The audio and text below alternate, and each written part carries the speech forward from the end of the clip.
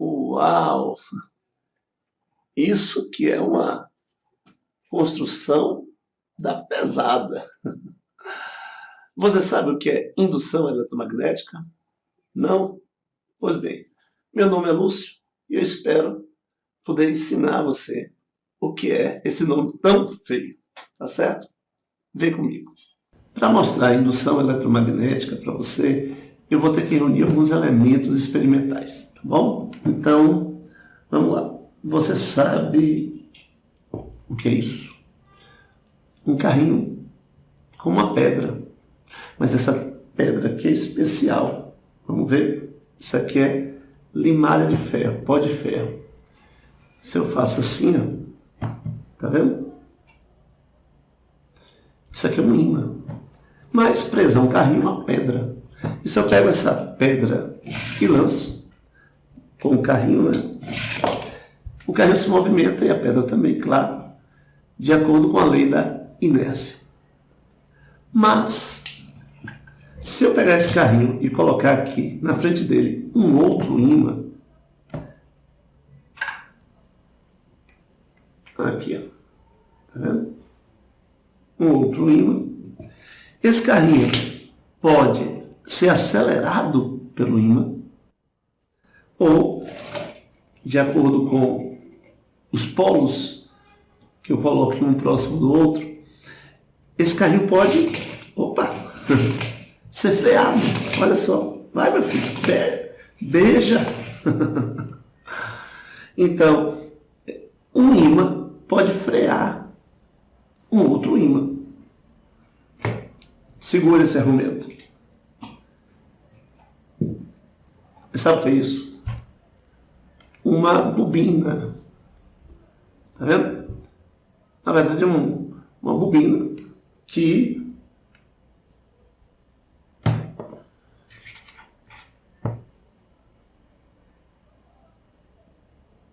não faz nada, né? Mas se eu pegar uma pilha e colocar aqui, conectar, essa bobina vai funcionar. Ou seja, ela vai virar um elemento de um circuito elétrico. Tá certo? E olha só o que acontece. Uau! Tá vendo? Ou seja, bobina passando corrente elétrica vira um eletroímã. Ok? Junte esses dois elementos.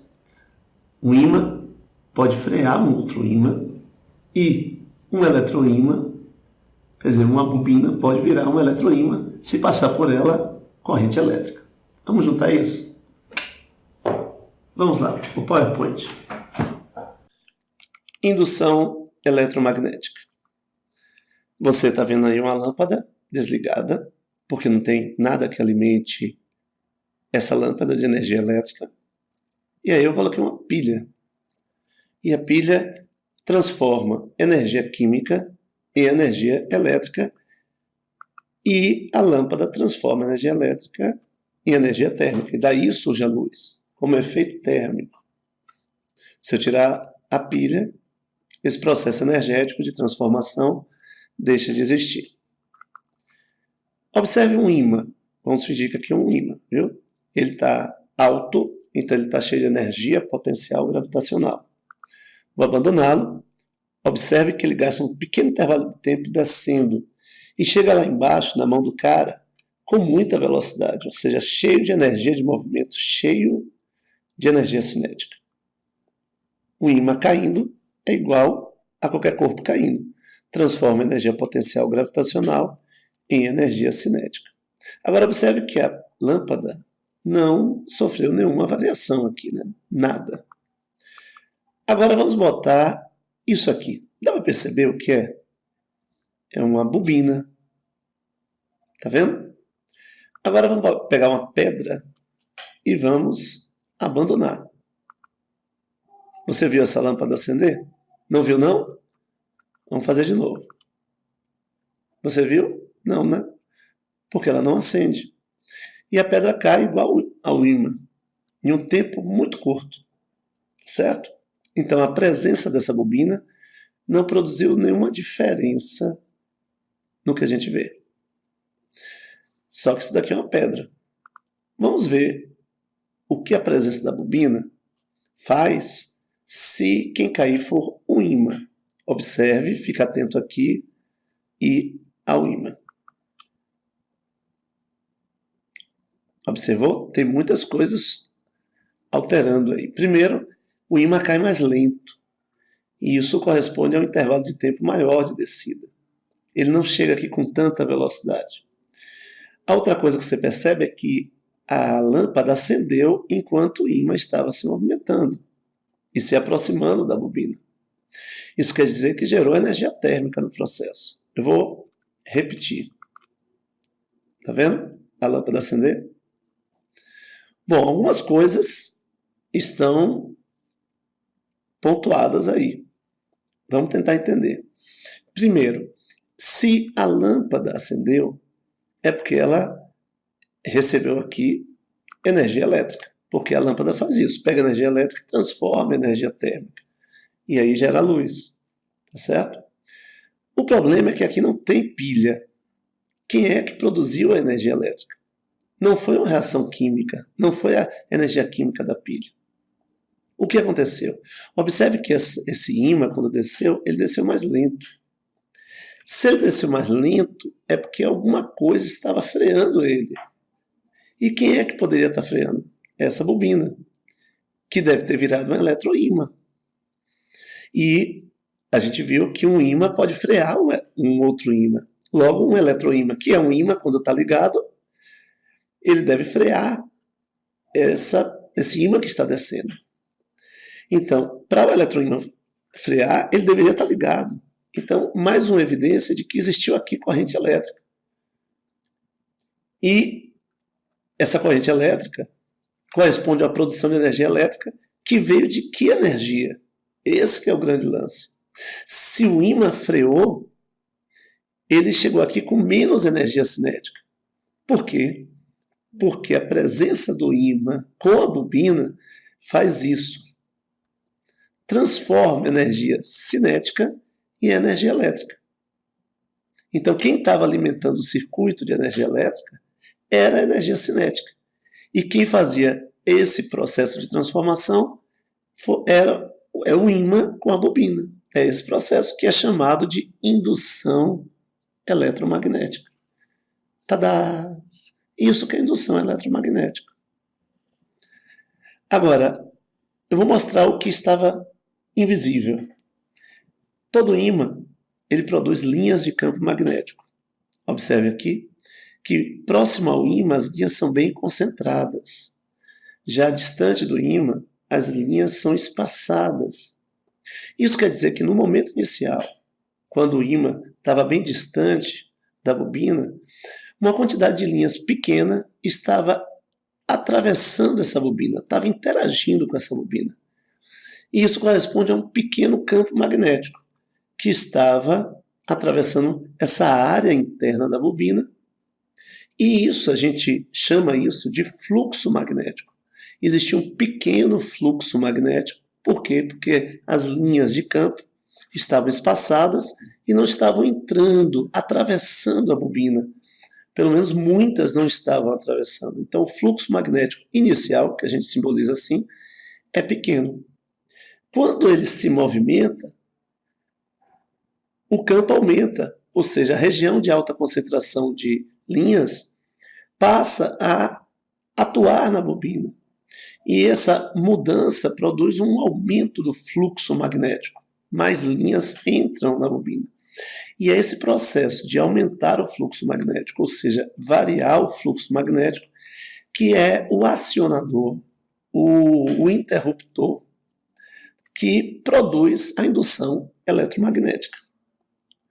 Certo? Então, a eletromagnética é produzida toda vez que existe variação de fluxo magnético. E a variação de fluxo magnético é produzida quando um ímã está se movimentando em relação a uma bobina ou a bobina se movimentando em relação ao ímã. A Dolly está aqui para eu lembrar de uma experiência, para mostrar exatamente isso. Isso aqui não tem pilha nenhuma, mas tem ímãs e bobinas. E quando eu faço isso, existe um movimento de bobina em relação ao ímã, indução eletromagnética. Todo o processo que produz energia elétrica a partir da cinética, ele é feito através da indução eletromagnética. Então, nas usinas hidrelétricas, o movimento da água é transformado em movimento de corrente elétrica a partir da indução eletromagnética. Nas termoelétricas ou nas termonucleares, o calor é gerado ou é usado para gerar vapor em alta velocidade, e o movimento do vapor é que faz o movimento de bobinas e ímãs dentro do gerador gerar, né, energia elétrica, transformando energia de movimento em energia elétrica. Entendeu? Os geradores eólicos também, o movimento do ar faz, né, ímãs e bobinas ali dentro do gerador, lá dentro daquela caixinha lá em cima, né, transformar essa energia de movimento em energia elétrica. O interessante da indução eletromagnética é que ela pode fazer o inverso, ou seja, é possível gerar movimento a partir da energia elétrica.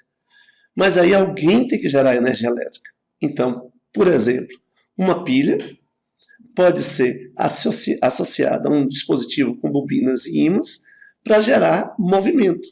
Vamos ver isso na prática? Esse é um circuito elétrico. Aqui uma pilha. Ela aqui está gastando energia química e gerando energia elétrica. E aqui tem o campo magnético, o ímã. Olha o que ele vai fazer. Está vendo? Então, energia química, ela é usada para gerar energia elétrica, ou seja, os elétrons, o circuito elétrico, passa corrente elétrica, e o ímã produz a indução eletromagnética, que transforma energia elétrica em energia cinética. Agora, imagine aqui que está girando, você colocar uma hélicezinha. O que é que isso aí iria virar? Um ventilador. Se você colocasse uma broca, uma furadeira. Se você colocasse um fio, furasse a mesa aqui e amarrasse lá em uma caixinha, isso aí ia enrolar o fio e a caixinha vai subir, iria subir. Isso é um motor de elevador. Tá vendo?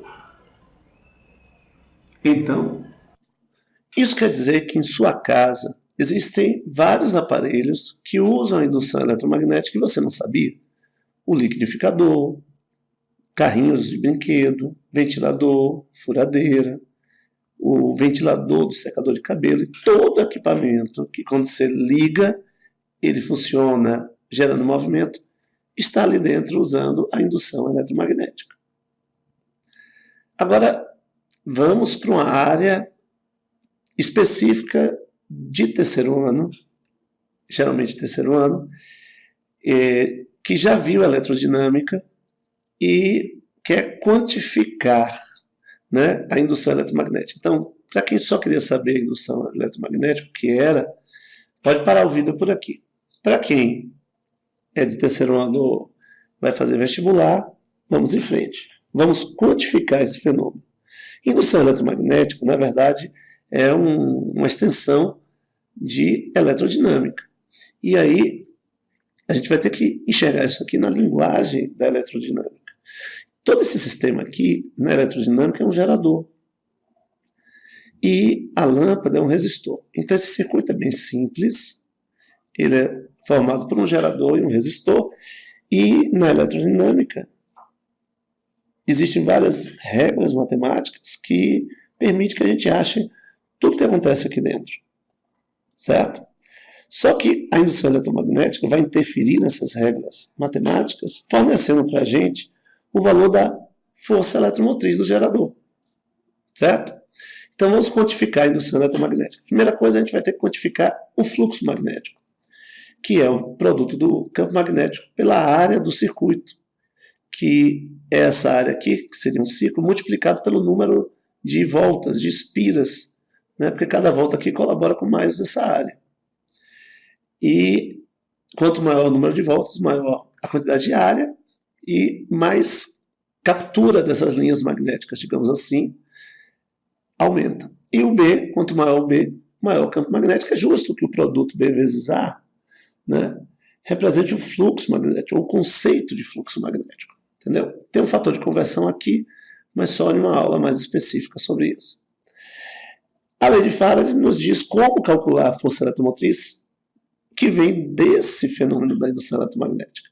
Ela surge da variação de fluxo, da taxa de variação de fluxo pelo tempo, ou seja, o ritmo, a velocidade com que esse fluxo magnético está mudando. Quanto mais rápido, né, esse fluxo mudar, mais joules de energia está sendo colocado para cada coulomb de eletricidade que passa pelo gerador, ou por esse dispositivo aqui em uma bobina. Certo? Então, esta lei serviria para calcular a força eletromotriz, né, pegando o tempo de variação e a variação do fluxo magnético.